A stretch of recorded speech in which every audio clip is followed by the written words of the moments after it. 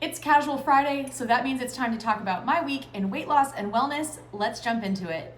Hello and welcome to Amanda Widener Wellness. My name's Amanda. I'm so excited to have you here. On this channel, we talk about all things weight loss, weight management, tools like GLP1s, fitness, nutrition, and everything in between. Today, I'm just gonna have a nice casual chat with you. It's something I like to do on Fridays. I did miss last week because I had a lot of chaos going on, especially with my camera, but I wanna catch you up on this week. So we're gonna go over my current weight, any non-scale victories I had, kind of my week in food and working out. Then we're gonna go over some news in GLP1 and fitness. And then I even answer some questions that have come up in the last couple weeks, either via comments or on my social media channels that you guys sent to me. So let's jump into all of that because I am excited to catch up with all of you. Editing Amanda, I forgot to give you a disclaimer. I am not a doctor or a healthcare provider. And while I am a personal trainer and group fitness instructor, I'm not your personal trainer or group fitness instructor. So please speak with your doctor and wellness team before making any changes to your diet, exercise, or medication regimen.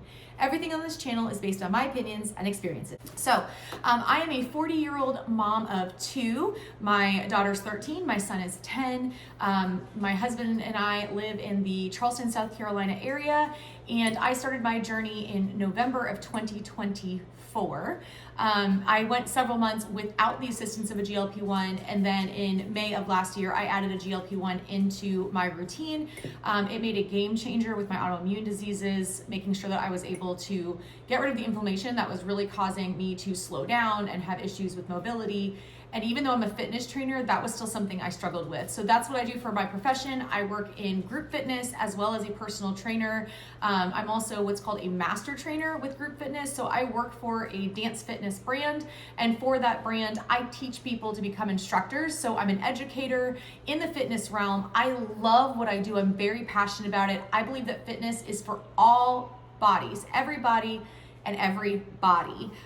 There's a space for anyone. It doesn't matter what your fitness level and ability is or what your dance level and ability is, there's a space for you there. Everyone's welcome at our table. So I truly believe that, and I've embodied that while I lost weight several years ago, and then I gained a lot of weight for many, many reasons, held on to that weight for the last few years, and now in the last little over a year, I've lost 108 pounds. So I like to talk about fitness because I'm passionate about it, but I'm also really passionate about this experience that I've been on because I've been on both. I've done like every diet that you can think of, right? I've been on like Slim Fast and Weight Watchers multiple times. I've done Jenny Craig and the Mediterranean diet and the Atkins diet, and I tried to exercise it away with Tybo and overdoing it and not eating enough when I was in college. Learned that lesson the hard way. Don't do that. The egg diet, I've done it all. And I've gained and lost 100 pounds multiple times in my life, but this is the time I finally feel like I can actually manage this forever.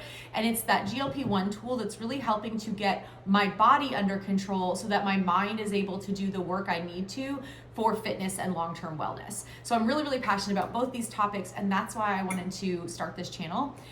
So let's dive into my week so we can go over what I've been up to recently.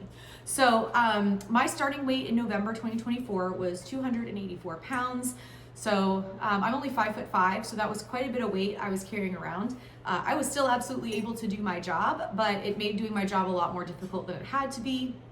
And as of this week, I am 176 pounds, so that's a 108 pound weight loss. So yay! So over the holidays, I had lost a little bit of weight right before Christmas, and then I kind of have been going up and down the same like 2 pounds or so, 2-3 pounds in that range. I'd go up, I'd come down, I'd go up, I'd come down. But this is kind of the first breakthrough I've had. I was floating around like 104 to 107 pounds lost for the last month. And then this week I got down to 108 pounds lost. And so I don't know if you caught that on all my videos when I talked about it, but I'm really proud of that. Just being able to break through that holiday slump, we not only did I have Christmas and New Year's, but we also went on a vacation. And then my daughter is a competitive cheerleader, so we're traveling a lot for cheer competitions this time of the year. So it's a lot of eating on the road, being more sedentary than normal, being out of my routine, and trying to find a way to find balance while I do all of that, and planning ahead so I have things to eat where I feel like I'm nourishing my body and hitting my goals.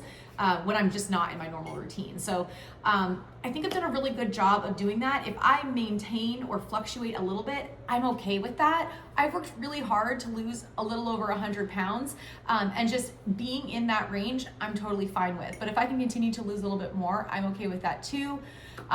So let's talk about my non-scale victories. The biggest one is with this loss, I am officially no longer in the obese category of BMI. Now, don't get me wrong, I am not a huge follower of BMI. I'm 176 pounds, so I'm considered overweight now. However, I also, as another non-scale victory this week, wore a size 6. So if I'm wearing a size 6 at 176 pounds, if the BMI chart wants to call me overweight, that's fine. I'm okay with it. But I believe that if I'm wearing a size 6 and it looks good on me, that I am a healthy weight for my body size and shape. I am doing significantly better than I used to be. My health markers are looking good. I don't care what the BMI chart says. I am very muscular. I do work out. Like I said, that's my job. And I like to hit the weight room. I've been doing that for the last several months and increasing my muscle mass. So I know that has something to do with it. I do also have some loose skin. I've got some of my arms, especially. That's the part that really bothers me. A little bit on my inner thighs. I have some on my belly. Compression pants really help to hug that in.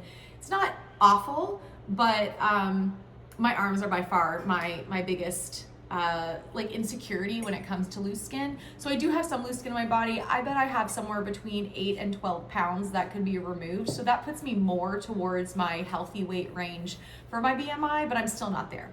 So if I continue to lose a little bit more over the next year, I'm okay with that. And I'm okay if it's super slow. I got to that 100 pounds down. I worked really hard for it. And now I'm living a really healthy, active lifestyle that feels comfortable and maintainable to me. And so I'm not in a rush to get to any other goal at this point, except for like physical ones that challenge me. Like, for example, another non-scale victory this week, I signed up for a strength competition at my gym.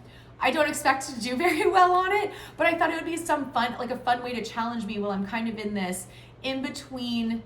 I'm kind of in maintenance, but I'm also okay with still losing some because I'm like in a weird weight range where I'm not chasing a BMI number. I feel good in my skin. A size 6 was the goal when I first sat down. It was like, if I could dream of any size, what would I be? And I was like an 8. But if I could really dream, I'd be a 6. So I achieved that this week. So if I float here forever, I'm okay. I'm not chasing a number on the chart, but I could still lose a little bit more if I wanted to, and I would be okay with that, where I'm not going into like an underweight or unhealthy area. So I'm in this weird maintenance zone, right? Where I want to maintain the weight I've lost, but if I were to lose more, I'd be okay with it. And it's kind of a weird place to be. And I'm sorry if you can hear my husband in the background blowing his nose. There's some illness going around my house right now with my husband and my son, and I'm trying to avoid it, so I'm downstairs. But yeah, so it's kind of like this weird moment for me in my journey where I'm in between maintenance and not maintenance. And I know that doesn't make sense to everybody, where you're like, you're not at your BMI number, you're not in maintenance. But not everyone's goal is to hit that number on the chart. For me and my body type, the last time I was in a healthy range on the BMI chart, I was in my 20s. I was a lifeguard and I had a lot of health issues going on, and I was very, very thin. I was a size 4. I had a visible 6-pack. My friends thought that I was ill because I was so thin, and I was 147 pounds, which is at the very high end of the BMI for someone who's 5'5". So I'm not in a rush to get to a number in the BMI chart, just because I don't know if that's where I need to be to look the way I want to look and feel the way I want to feel in my body type. Whereas somebody else who's right next to me could also be 5'5" and look and feel amazing at that number. So that's my personal opinion on it. But I did have some great non-scale victories this week where, again, just knowing that when I go to the doctor, I'm no longer obese feels really good. For my entire life, anytime I've gone into the doctor, except for my most recent physician that I found, who's helped me on this journey, every time it's always been, oh, you're here for the sniffles? Did you know you're obese? Oh, you're here for your ankle? Did you know that you're obese? And it's like, yeah, man, I know I'm obese. I got it. You don't have to tell me. So it's nice to not have that anymore. Having someone tell me I'm overweight, I'm okay with that. I'm working really hard at my lifestyle, and I've worked really hard to get where I am, and so I'm comfortable with knowing that that's changed. So, but yeah, fitting in the size 6 today, or this week, felt real good. I actually didn't believe it. So I was out shopping with my friend. This was actually last week. I bought them, and then I wore them this week. And so we were at the store, and I was trying on a few different clothes because I only have a couple pairs of jeans that fit right now. And the jeans I have are very stretchy. I like a stretchy fit. And so I was pulling out jeans and she was like, those look too big for you. Try another pair. And I was like, a 6 is not gonna fit me. And she's like, just try them on, then you'll know how far you are. And so I tried on a pair and they fit, and I didn't believe it. So then I grabbed another pair and I tried those on and I was like, this is the cut. So then I went and got a different cut. So I was trying on like a looser fit, and then I went and tried on a boot cut and those fit. And I was like, this doesn't seem right. Like, I just did not want to believe, like my mind could not wrap around the fact that I was fitting in that size of jeans. And so I did buy a pair and I wore them all day yesterday, and it felt really fun and cool just to know that I reached a goal I set for myself. And I'm really comfortable with where I am physically. So if this is where I stay forever, I'm very happy with that. So yeah, and then I did sign up for that strength competition that I was talking about at my gym. So every few months they do this like 500 club, 1,000 pound club, where you squat weight, you bench press weight, and you deadlift weight. Now, when I go in the weight room, I'm usually by myself, and I don't trust myself without a spotter on the free bar. So I usually use the Smith machine. So I don't know how well I'm going to do on the free bar, but I thought there's gonna be spotters in this competition. And at the very least, it'll be a fun way to challenge myself, because I'm a very competitive person, and if there's other people next to me doing really well, I try to do better than them. So I'm just interested to see like what my 1 rep max is at this competition. It is on a Friday evening, so my energy levels are not going to be peak, but it'll be a fun experience and it'll kind of prepare me for the next one, and we'll see where I am. So I'm not expecting to win anything. I'm just going to have a good time and really challenge myself, and it gives me something to work towards in the weight room this month, because it's in just a few weeks. So and then speaking of the weight room, this past week I got personal records in the weight room 13 times. Man, my muscles were muscling. So I've talked about progressive overload in the past. So progressive overload is when you increase the number of repetitions that you do. So if you're doing a bicep curl, however many curls you do 8 or 10 or 12 or 15, that's a repetition, right? And then you would usually do a number of reps, 8 to 12, say, take a rest, and then you would do 8 to 12 again, and then rest, and then do 8 to 12 again. You do that 3 or 4 times, then you'll move on to the next exercise.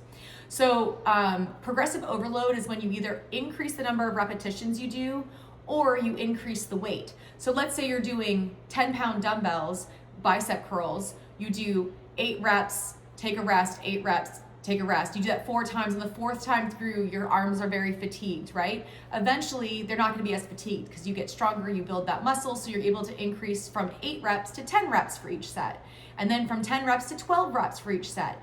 And then you get to a point where you've done 4 sets of 12 and it doesn't feel like a challenge anymore. Then you will increase the weight, say from 10 pounds to 12 or 15 pounds. So that's progressive overload. You're progressively overloading your muscles with increased repetitions or weight to get stronger and build them up. And I've been working really hard at that the last few months, and it showed this week in the weight room, because I was like, let's challenge, like these reps are feeling easy. Let's challenge myself and see if I can increase. And I increased on 13 different exercises. So I was very excited. That's between multiple days and multiple exercise routines I'm doing, right? So like I increased on my bicep curls, I increased on chest press, I increased on some shoulder presses, I increased on my front row, I increased my weight on my bench rear row, I increased on hip thrusts. So there's a lot of things that I increased on, but it wasn't every exercise I do, because I do different types of exercises each day that I'm in the weight room. So, but it was still exciting. So that is my successes. Let's talk about meals for the last week. So this week has been very chilly in my area. I know I saw it on one of my videos that, or on my what I eat in a day this week, that some people were getting temperatures of like 13 and 9, and it's not quite that cold here. But being in the 20s and 30s in the morning in an area where you're used to it being like in the 70s, 80s, and 90s in the morning is very cold. And so that's kind of where we've been. We are actually, last weekend we had like an Arctic situation pushed through, and it didn't quite reach us where we got snow here, but the temperatures dipped. But this weekend we're expected to actually get snow Saturday and Sunday, and potentially additional snow next week, and it's supposed to stick. So we'll see, but the temperatures are going to get colder and colder. But it's been chilly every morning this week, and after taking the kids to school, like having to leave the house in those chilly temperatures, I wanted warm breakfast. So I made those blueberry baked oats that I've done in a few videos. And I had them every day this week. So I have one more. My kids didn't eat them. They wanted different food I made some protein pumpkin chocolate chip muffins, and that was what they ate this week. I can't eat a pumpkin chocolate chip muffin in the morning, even if it's full of protein powder. It's just too hard on my stomach. So, but the baked oats are great. If you're looking for that pumpkin chocolate chip muffin recipe, I will make sure to put that in an upcoming What I Eat in a Day video, because I do like them as an afternoon snack with some fruit. So I'll include it in that for you. But yeah, so I had the blueberry baked oats every day. I have one more for tomorrow, and then I think I'm gonna make some like either strawberry baked oats or maybe some like apple cinnamon baked oats for next week. And I'll try my best to record that and put it in the What I Eat in a Day for next week. So, but yeah, baked oats have been awesome for my morning breakfast. Some days I've been putting peanut butter on there just to make them extra like homey and cozy. And other days I was just putting a little bit of yogurt, like a half serving of yogurt and some fruit with it. So I was changing it up slightly, but it was still the same baked oat tray. So I had that for breakfast. And then for lunches this week, a couple days I had leftover like chili, which I put in my What I Eat in a Day. It was actually leftover from taco bowls that I had made, but it was giving chili because it was full of beans for protein and fiber. And so I had that a couple of days with protein chips, the Quest protein chips. And then I also did cottage cheese nachos. The other days I was just wanting something quick. I didn't want to have to like meal prep this week. It's just, we've been busy. I'm tired. And especially with the illness in the house, I didn't want to have to go through a bunch of meal prep. So I did something that I can make on the fly every day at lunch. It takes me like 2 minutes to prepare. So what I do is I take cottage cheese, mozzarella sauce, a little bit of salsa, stir that up with taco seasonings, and I microwave it until it's nice and melty. And then sometimes I'll throw in some bell peppers and onions in there, kind of fajita style, and then I eat it with either like the Quest protein chips, or I'll eat it with tortilla chips. If I really want it to be extra like nacho-y, I'll put a little bit of plain Greek yogurt or sour cream on it, but I didn't do that this week because it was just a lot of cheese. So I did that, and then, and I'm sorry, I put ground taco meat in there as well. I pre-cooked the taco meat. So I get ground turkey, season it up with taco meat and an onion, and cook that, and then I just store that in the fridge so I can scoop out a serving of that, put it in with the cottage cheese, mozzarella, and salsa, and the taco seasoning, microwave that, and then I scoop it out with chips. So it's really good. Nice and quick and easy because the meat is already pre-cooked, and then putting the stuff in the microwave literally takes me less than 2 minutes. So then for dinners this week, we had the taco bowls, which I talked about in my What I Eat in a Day. We also did shepherd's pie, which was like a turkey variation on a shepherd's pie, wasn't a true one, which I made in my What I Eat in a Day this week. It is one of my family's favorite easy weeknight meals. It takes not a lot of meal prep.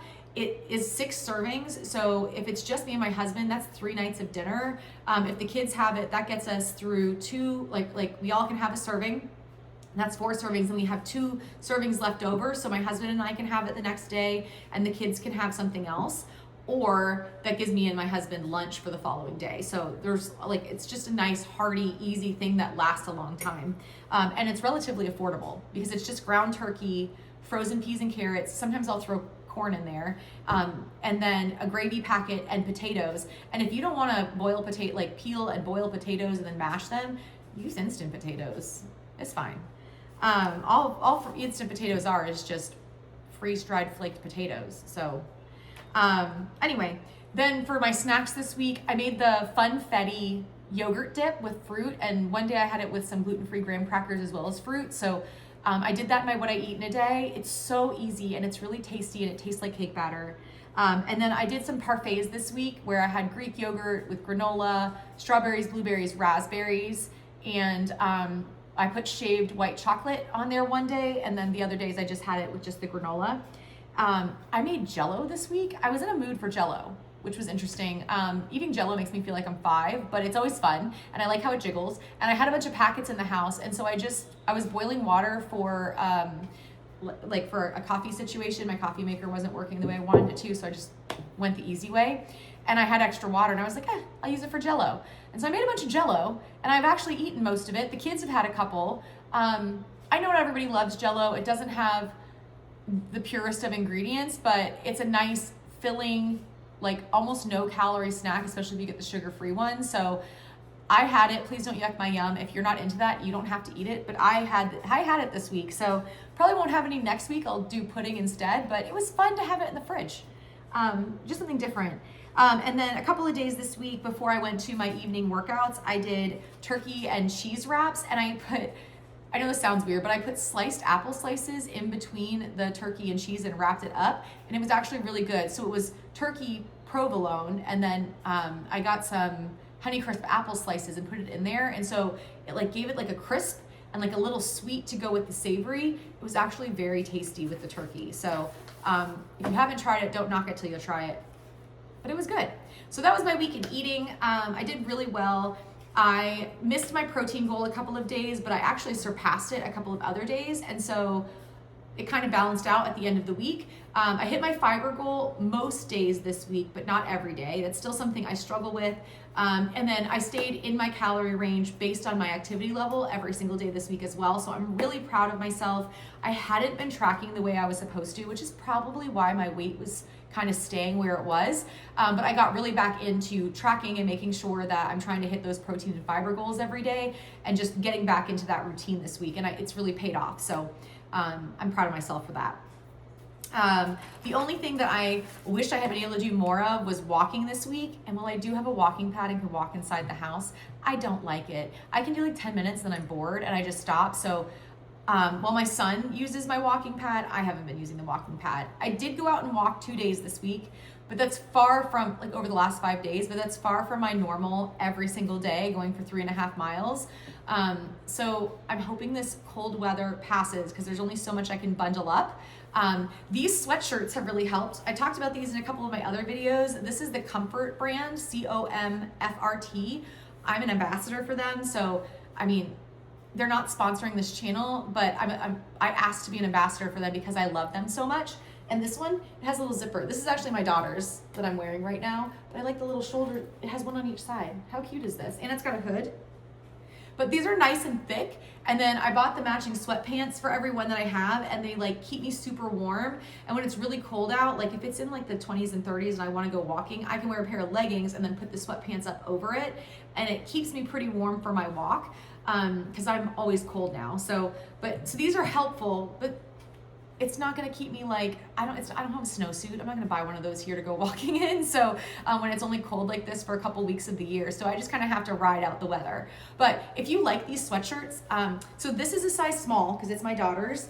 I wear a 6'8". I'm definitely not a 4. I wear a 6'8". I normally wear a women's size medium top. And this fits me just fine. But when I buy my own, I buy them in a medium because I like a slightly oversized hoodie. So it's kind of what fit you're looking for. But if you're interested in these, I have an ambassador code that's going to save you 15%, and it's linked in the description below. Please don't buy it just because you think I want you to. I literally love these and I'm obsessed with them. So if you are going to buy a hoodie and you're interested in these, use the code. That's the only reason I want you to use it. Okay? Don't buy something you don't need. But I just wanted to share that. Oh, they also have new workout clothes, and I ordered a set, and I should be getting it in a couple days. I can't wait to try it out. I'm always excited to try new workout gear, and their stuff's so comfy, and it's really good quality, so I'm hoping that their athletic wear holds up. I got a pair of leggings and like a tank toppy sports bra. We'll see how it does. I'm gonna like do I'm gonna do a lower intensity workout, walk, and a higher intensity workout in it, and I'll let you know how it goes. All right, so let's jump into news. So, there's been a lot going on in the world of GLP1s and fitness in the last couple weeks, but I'm just going to go over a couple of stories that really caught my attention. So the first one is on the 28th of January, Reuters published an article called Novo's Wegovy and Ozempic U.S. advertising spend doubles rival Eli Lilly, data shows. So I found this really interesting. I don't know about you, but I've noticed a big influx in how I'm being marketed for GLP-1s lately. I'm hearing the jingle on like my car radio, which I hadn't really heard very often before.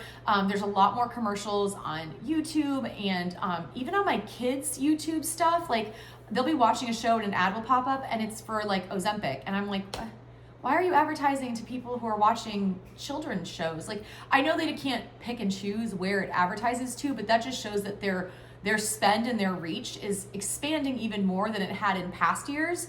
I'm really keyed in on that. So this article caught my attention because of that. So I wanted to read you the numbers because I found them interesting. So Novo Nordisk spent nearly $500 million on US ads for Wegovy and Ozempic in the first 9 months, the first 3 quarters of 2025. So that's not even this year. That was just last year, the beginning of last year. And I've noticed an increase in the amount of ads I'm hearing and seeing since fourth quarter of last year through the first third of this quarter. So let's break that $500 million down. So they spent $316 million on Wegovy ads and $169 million on Ozempic ads. Now, I've been hearing more Ozempic ads recently than Wegovy, but I might not be where they were targeting these ads either. So anyway, that was from January through September of 2025, which was a 54% and a 44% respectively increase versus 2024 for their spend. So that's a big jump. And so they almost doubled how much they're spending in advertising in the first 3 quarters of last year. And I'm really curious to see what that increase is, what that jump is going into like fourth quarter of last year and first quarter of this year, because it has to be more. I'm seeing and hearing so many more advertisements than I did before. Let's see. Eli Lilly, on the other hand, they spent $131 million for the same period of time, for that first 3 quarters of 2025. So $131 million. So they spent $2 million on Zepbound and $83 million on Mounjaro, and then there was like additional advertising in there. So I found that really interesting. So combined, Novo Nordisk was spending last year $487 million. Lilly was $214 million. And that does not include any advertising on Novo Nordisk's Wegovy pill because that information is not available yet. So really interesting. I am interested to see how the Wegovy pill advertisements calculate into this, because I've seen a lot of those lately. Like, they were really pushing that in fourth quarter of last year and then the beginning of this year because it finally hit the market. So I'm just interested to see how advertising spend changes in 2026. I feel like this is the year of the GLP1 pill, but also more people are kind of changing their opinions on this medication after all of these new studies are coming out, and they're seeing how it's benefiting other parts of people's lives versus just weight loss. And they're really understanding that it's not just for diabetic patients. There are additional medications that are meant for weight loss or sleep apnea or heart conditions or autoimmune diseases like PCOS, which a new study came out on that too. I'm not going to go over that right now because I'm still looking into those research results, but I will talk about it in the future because I have PCOS, so I found that research study really interesting. All right, next article. On January 14th, there was an article from Biopharma Dive that was published that said, Lilly chasing Novo expects second quarter FDA decision on obesity pill. So many of you might be following the Wegovy pill and orforglipron situation. So that's why this article caught my attention. I wasn't sure of dates. We knew that they had submitted for approval, but we didn't know what was going on with it. And you might already have heard this because this is this is at least a week old now, but I thought I'd go over it in today's video because I did miss last week's Casual Friday. So the FDA is expected to decide on Eli Lilly's GLP1 pill orforglipron in second quarter of this year.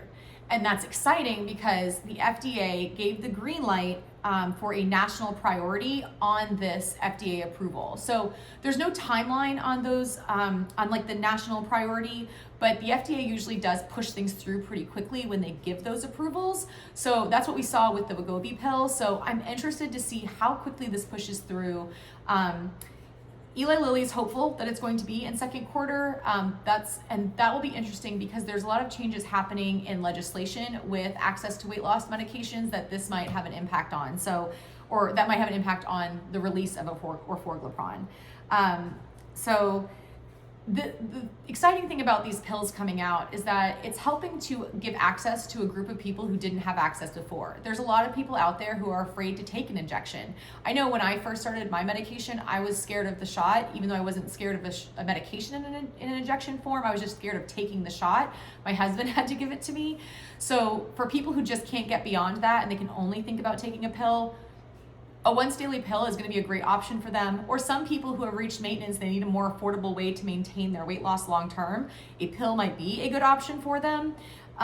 Also, giving access to places where storing and shipping these medications that need to be kept cold will no longer be an issue, because you can just ship off a pill in a dry service and it can be kept behind a counter versus having to have a refrigerator service to deliver it and then to store it once it gets to pharmacies. So it'll be interesting to see how this opens up the market to others. Pricing's not available yet on the Eli Lilly or Forglipron pill, but Wegovy has been a lot more affordable. It starts at, I believe, $149. I could be wrong on the pricing on that, but if you go to Novo Nordisk's website, you can see the pricing on that. It does depend on dosage, but it's just exciting to see this become something that's opening possibilities for weight loss and weight management up to people who it hasn't been available to yet. All right, third article.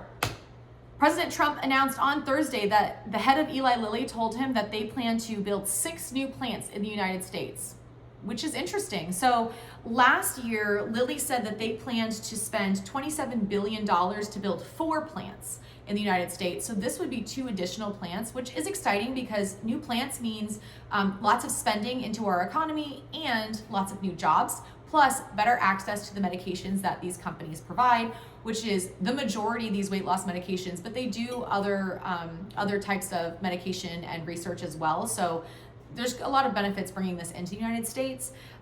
Last year, Lilly announced 3 of the 4 sites that they were going to be opening these facilities is in Alabama, Virginia, and Texas. So it'll be interesting to see if these other 2 plants are actually happening and if they are, where the 3 remaining plants will be open. So just something to keep an eye and an ear out on. It is interesting to know. It's going to streamline the process of getting the medications created and shipped out to us. So could be interesting to follow. The next article that caught my attention was the 2026 trends from the American College of Sports Medicine and ACE, which are 2 fitness boards that are largely recognized and credentialed as the credentialed options in the fitness space. It's where most personal trainers are going to be getting their certifications from, along with the National Academy of Sports Medicine. But they came out with a list of the top 10 fitness trends they think are going to happen in 2026. And the first one is artificial intelligence, which I thought was really interesting. So artificial intelligence within the fitness space, there's a lot of new tools coming out for that. So some of them are going to be these artificial AI fitness trainers, right? And as a fitness trainer, some people find them threatening and I don't. And here's the reason. Fitness trainers are just not an option for everyone. And while working with somebody in person one-on-one is always the best option because they can customize things to you and your body that day in the moment versus trying to just make you do something that the algorithm or the plan or the metric says you have to do. It's just not an option for everybody. Not everyone can afford a trainer. Even the more affordable trainers can be outside of people's budgets. So I think this is a cool idea. And companies like Peloton and Fitbit and Apple all have AI fitness options, right? So what they're doing is they're giving you an option where you turn on a camera and it watches your body while you do exercises, and it'll show you how to do the exercise. The camera sees how you're doing it. It will give you feedback and communication on how to fix your form or how to increase your reps or how to increase your progressive overload and that sort of thing. So, and some of them give you motivation. So it's really interesting to see how these tools are developing. I'm going to link an article that I read about this below. It's really interesting because it's kind of like an op-ed, and in the article, the author is writing about how he thinks that it really needs to take, he studied he experienced these 3, I believe it was these 3 artificial intelligence programs through Fitbit, Apple, and Peloton. And in his opinion, it needs to be all 3 of their, they all 3 have individual benefits that are better than the other. And the only way he would really want to do this program is if all 3 were combined. And so I think that's kind of where this artificial intelligence fitness trainer is headed, right? It needs to be somebody who can give you a great workout, provide you feedback, and motivate you as you keep going. And so as these continue to develop and get better, I think we're going to see that over the course of the next year and beyond. And it'll be really interesting to see how it changes my career field, but also how opens up fitness and good form and preventing injuries for the masses, because that's what I would really like to see. I think that everyone should have access to affordable fitness and training and making sure that they're doing things correctly. And this just like, I was talking about with the pill form of the GLP1 medication, artificial intelligence is going to open up fitness and training to a new group of people that did not have access to it before. And so I'm all for that. If you want to know the rest of the list, number 2 was better integration data from fitness trackers, so like Apple Watches and Fitbits and stuff, and how that would integrate with other things like your Hume Health Pod and other ways that you measure the metrics of your fitness, and just like how they integrate and work together. I do believe that fitness is headed in that direction. We're seeing a lot more options and apps out there that will combine it for you, and I'm really interested to see how that not only impacts fitness, but overall health and health planning for individuals in this country and beyond. Number 3 was recovery methods. Number 4 is inclusive fitness. I'm seeing this in my space. I'm an inclusive fitness trainer. I believe that everybody and every body has a right to fitness and should have access to a trainer who supports them and motivates them and doesn't talk down to them, because we never know what someone's history is or what their fitness experience is or where they're going to get once they commit to it. So we want to give opportunities to everybody. Number 5 is obesity medication. I really think personally that should be higher on the list, but Number 6, holistic approaches to healthy living. That's something we've seen on this list year over year for the last little less than a decade, but about that amount of time. Number 7 is menopause, and I think that's interesting to note because as many millennials like myself approach menopause or are already starting it, that is definitely something we're seeing more interest and more discussions around. Whereas in the past, menopause was something that was kind of overlooked or kind of kept hush-hush. People just didn't talk about like the ups and downs of it. We're seeing a lot more communication and a lot more research into menopause, how that impacts fitness and overall health, and what we can do to make that experience better. And it's really exciting to see that kind of transition, not just for my generation, but for the generations that follow us. Number 8 is health and longevity, which is something we're all seeking, right? Number 9 is metabolic health, which personally I think should be tied into that obesity medication. But I know that not everybody who's obese has metabolic issues. Not everybody who has metabolic issues has obesity. And then number 10 is exercise communities as third spaces, which I feel like that's something that should have been on this list every year forever from the beginning of time. But if we want to call it a trend, sure. If you're not sure what a third space is, so a first space is like your home, a second space is your workplace, and then a third space would be somewhere else where you have this social support and like community building that feels like a space for you regularly, that you have fully integrated into your home. And so they're talking about exercise communities being this third space. So not necessarily just a gym, but some sort of community based around physical activity is going to be a trend in 2026. So we'll see. The last article I wanted to talk about was about the Australian Tennis Open. I don't know if you saw this, but there was like a bunch of controversy around it this past week, where some Australian Open athletes, these star athletes like Carlos, I'm going to say their names wrong. I can say them until I have to look at the name. Carlos Alcaraz, Jannik Sinner, and Aryna Sabalenka.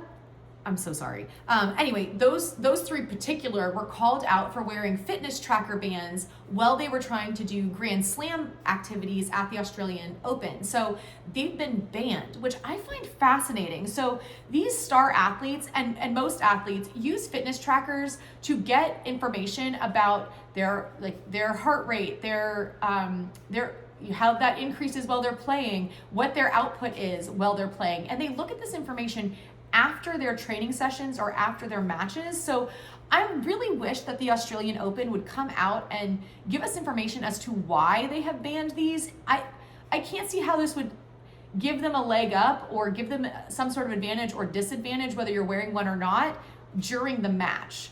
I just find it really, and it's not like it's giving signals into your hand to help you hit the racket harder. So I just don't understand the reasoning for the banning of the fitness trackers. And these star athletes are saying the same thing. They don't understand why they're banned, and they didn't really understand why they were banned, or like that they were banned in the Grand Slam tournament, because they are not banned in other parts of the Australian Open.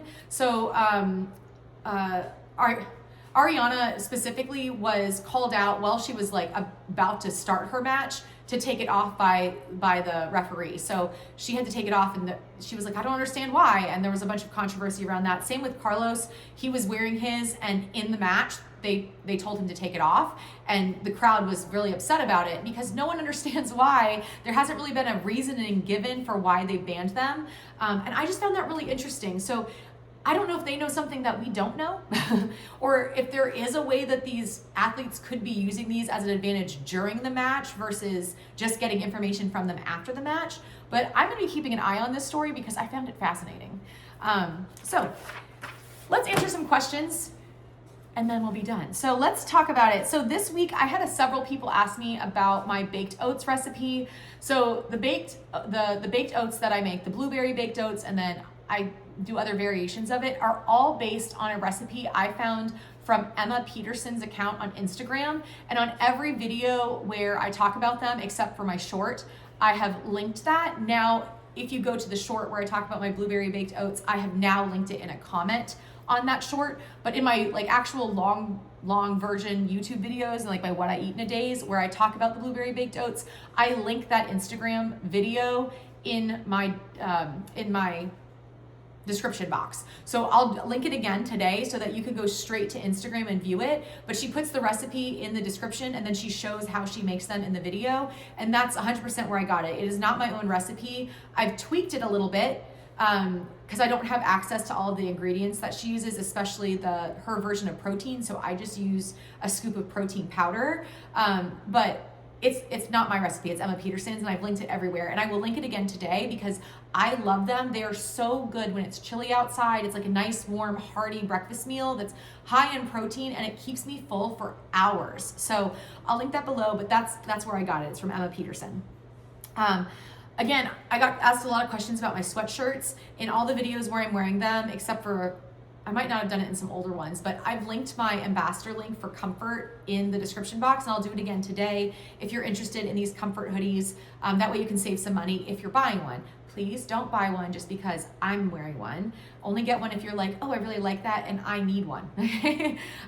But if you're going to be buying one, you might as well save some money on it. So, but again, I am an ambassador for Comfrt. I'm not trying to sell you on them. I asked to be an ambassador because I'm such a huge fan, and I was like, if I'm gonna be telling people about this, I should find a way to save them some money. So that's that. And then I got a question asking, what are the best exercises for weight loss? So I wanted to address this today because it's such a loaded question. The answer I could go on about all day, but the short answer to this is it's whatever exercise brings you joy.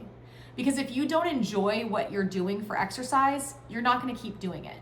So whatever makes you feel happy, makes you feel motivated, makes you want to get up and do it, do that.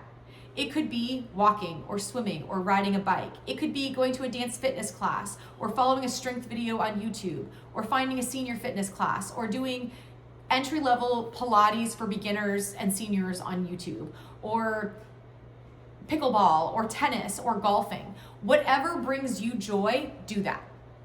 Now, with that said, the easiest, the most cost-efficient, and very incredibly overall for your overall wellness beneficial exercise that you can do for your body is walking. It's so simple. Most people don't want to believe it, but walking has so many benefits to us. Just increasing how many steps we take in a day, regardless of how fast or slow, increases our total daily energy expenditure, which is going to help put us into a calorie deficit, but it also is going to work our lungs. It pumps blood through our body, which is going to help us with our cholesterol and our blood sugar. It helps reduce stress, and it helps you sleep better. Walking is hugely beneficial, and there are so many studies out there that show, and you can do your own research on this if you'd like to, but look at .org type websites, so not .com, .org, unless you're on like an ACE.com, AFA.com, NASM.com, ISSA.com. Those are all like fitness certification websites in the United States. Unless you're on one of those, look at .org websites. Those are educational ones, and most of them are going to be educational in the health and fitness space. But there are all of these studies that show that walking has more benefits than we really realize. And so just going for a simple walk can do a world of wonders for you. So if you're not in a position where you can walk yet, that's okay. Try to build towards that.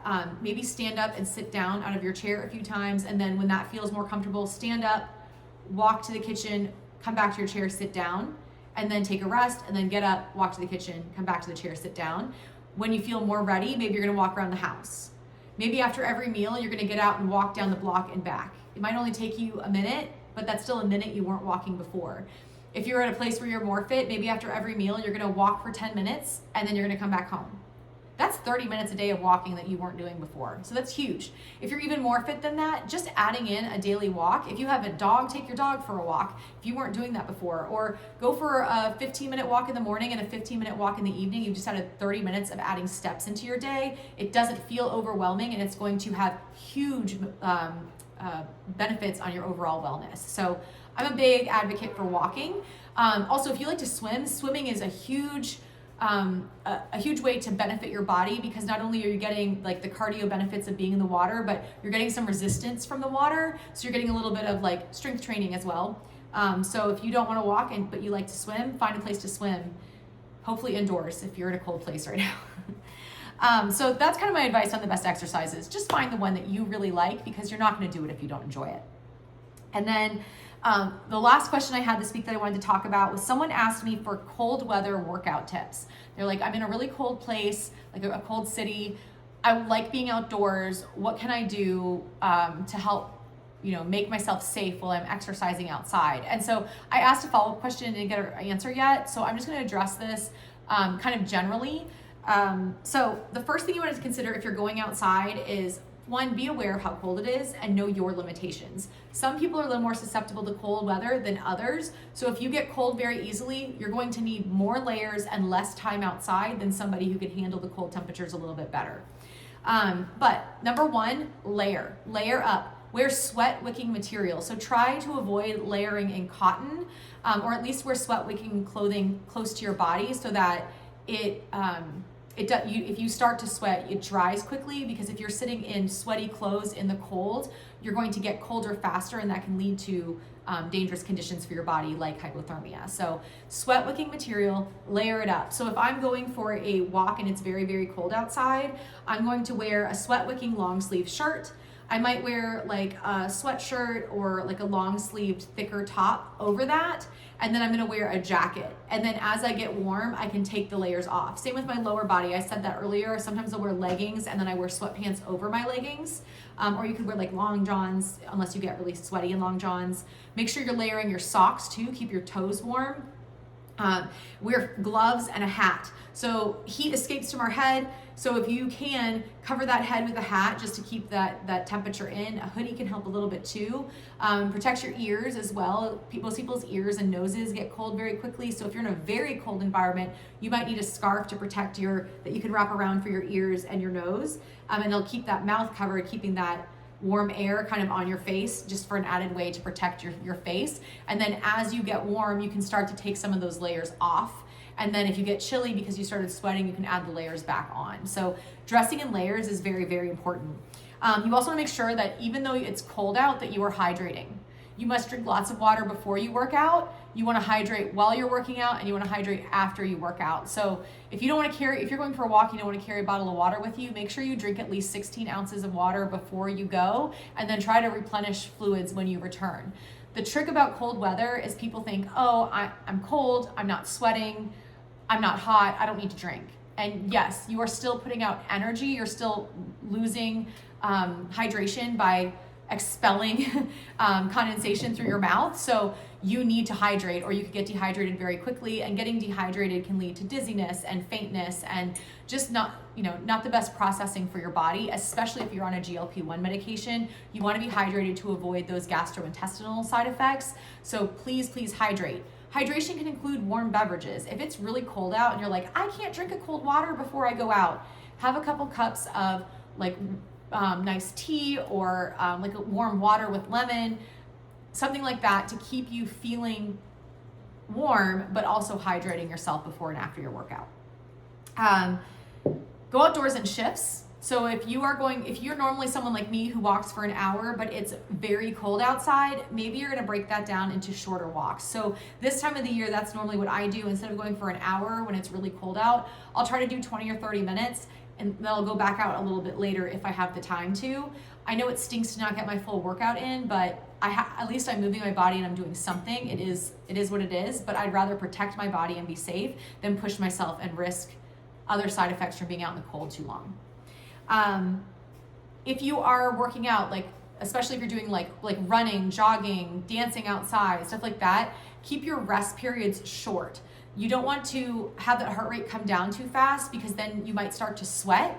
And again, if you're sweating, that can cause your clothes to get wet, and then it can lead to other issues from being wet in the cold. You also want to keep that heart rate going, because it's going to keep your internal body temperature warmer while you're out in the cold temperatures. So take rests, but don't let them last too long.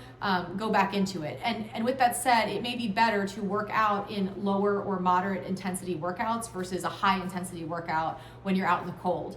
That way you can take those shorter rest periods and you're not as likely to be sweating buckets, because even if it's really cold out, if you're working intensely enough, you can sweat a lot. And we want to avoid that as much as possible. And then the other thing to consider is maybe if it's just too cold or it's too icy or whatever, it's time to move those workouts indoors, even if it's just for the short term. So find something you can do in the house. Find a YouTube video you can follow. Go find me on social media so you can find out where I teach my dance fitness classes. I don't like to cross those on this channel, so I don't talk about it very much, but I do teach online classes for my format. You can reach out to me individually if you want to know about that. Or you can find a trainer who does things online for a couple of months and work out with them, or get a friend to come over and maybe you guys are going to do a workout in your house, or an old DVD if you have one. So I thought about redoing, I mentioned this earlier in the video, I used to do Tae Bo way back in the day, and I saw someone talking about Tae Bo not that long ago, and I was like, man, I should try one of those videos again. They were intense. I've been interested to try it. So maybe if we get snowed in this weekend, that might be the workout that I do. I might try an old Tae Bo video just to see. I don't remember what it was like, but I used to love them. So you could give something like that a try. Keep it fun, keep it interesting, but keep it safe. All right, that's it for my week. I hope that you had a great week as well. I hope that you put in the comments how you're doing. Let me know if you've had any non-scale victories or scale victories that you want to share. If you've had any struggles this week, put that in there as well so that we can help pump you up and motivate you to keep going. And also put in the comments what you're doing this week to keep yourself going, especially if you're in an area that's really chilly. I know when it's cold out, a lot of us just kind of like want to bundle up and stay on the couch.